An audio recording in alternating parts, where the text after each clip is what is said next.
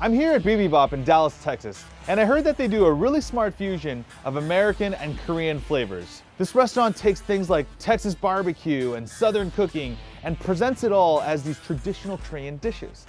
The Korean-American chef, Sandy, grew up here in Dallas, and she and her husband do this restaurant together.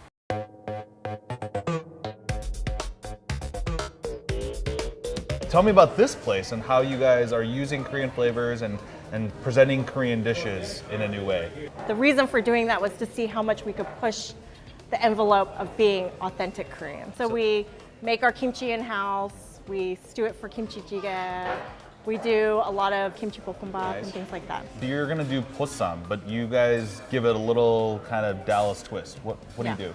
We cold smoke it first. Okay, that's way more advanced than most Korean It's kind of restaurants. engaging our Texas roots, just saying, just adding a little you know, smoke. great pork belly, but let's add that little smoky hint as you get in a great brisket here in Texas. You gotta tell me about this smoked brisket kimchi jjigae. So one of our really good friends, Jeffrey Hobbs, actually owns an award-winning barbecue joint right down the street. Oh, you guys are so lucky in Texas. Oh yeah, the barbecue place down the street. We age our kimchi for a year, so we have it for limited times. It depends on if we have the kimchi in stock or not. And then we stew it, and then we just put awesome sliced brisket right on top.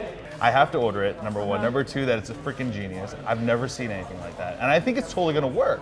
If you think of barbecue, that, you know, it's kind of heavy, you want a little pickling on it, right? So they usually serve it with like jalapenos or like a little bit of pickles, right? So the kimchi just makes sense with it.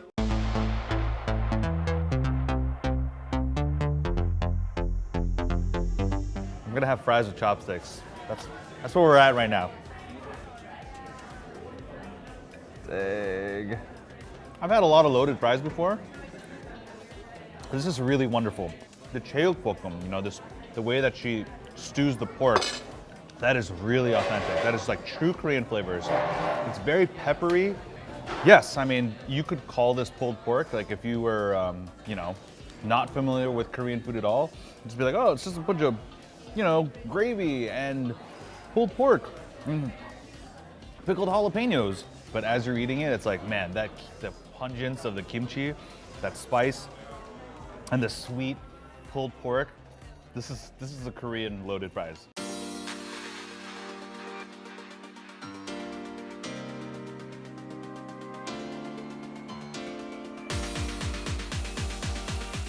Oh yeah, it's really tender, really juicy. Wow. The crust on this chicken is fantastic. Super crispy, like shatteringly crispy. Yet the glaze, it's actually it's candied. It's like chicken candy right now. It is not as substantial as Southern fried chicken. It's gonna have a little bit less of that crust, but definitely more than your average Korean fried chicken where it's almost like not even breaded. It's just kind of fried naked. This is a happy medium in between that. I mean, just hear that, man. Dang, that is seriously legit fried chicken. I'm very, very impressed.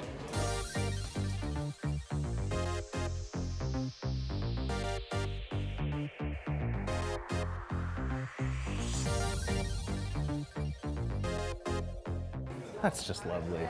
Who doesn't like just a pile of meat? Oh man, I wish my friends from back home could eat this. They would just die. They kind of cut it samgyeopsal style, which is sort of like grilled pork belly, but they cold smoke it. So it's gonna have those smoky, woody flavors, and yet they sous vide it. So it's gonna be super like gelatinous. A really well-made possam is gonna have that kind of melt in your mouth thing going on.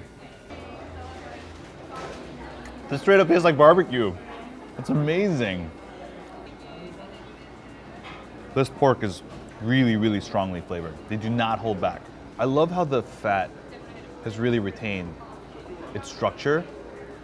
When I'm old and have dentures, this is what I'm gonna be thinking about. Because my teeth will be able to handle this.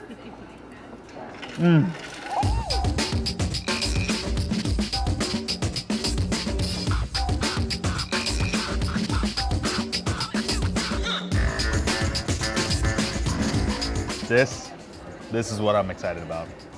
We don't really get good barbecue in LA, but for them, they can put it on top of their kimchi jjigae, like, Holy crap. I haven't even taken a bite of this brisket. I can tell you that it's exemplary. Has a very nice smoke line. The fat has not completely rendered out. So you know it's good, really good barbecue when this fat right here retains its structure. So as you eat it, it's gonna melt in your mouth. That's really, really good. And this bark, that it's gonna be peppery. It's gonna have those just like really dank notes on top of freaking kimchi jjigae. Oh yeah, crumbles apart. And it's almost like the jjigae is like the sauce. It's become the jus in some sense. So it's gonna keep it all really moist. Holy crap. That is freaking evil. The kimchi, man, they're using year-old kimchi. That's a hard thing to find even in a traditional Korean restaurant. Some of those same elements you would get from dry aging beef, right? The funkiness, those notes of like incredible depth. This brisket actually picks some of that up, right? What this really, really old funky kimchi does is it blends those two things. You get this meat that's just like funky and juicy. This jjigae, also great on its own. It would make total sense to find in some back alley in Seoul, and yet to find them here in Dallas at this super cool hip restaurant, like I'm amazed. I've never had anything like this. And I'm gonna tell everyone I know how great this dish is. The pinnacle of American Korean fusion. Like I've never had a smarter, kind of more well thought out. It's really only possible in Texas. I feel like this is like one of the most unique Korean food places I've been to. It's really only kind of possible in Texas because you have amazing barbecue. You have these smoky, sweet, like southern flavors. Korean food is so intense and rich in flavor, and to kind of make that work in Texas is brilliant. Thank you so much for watching, and if you want to see more of K-Town, click right here.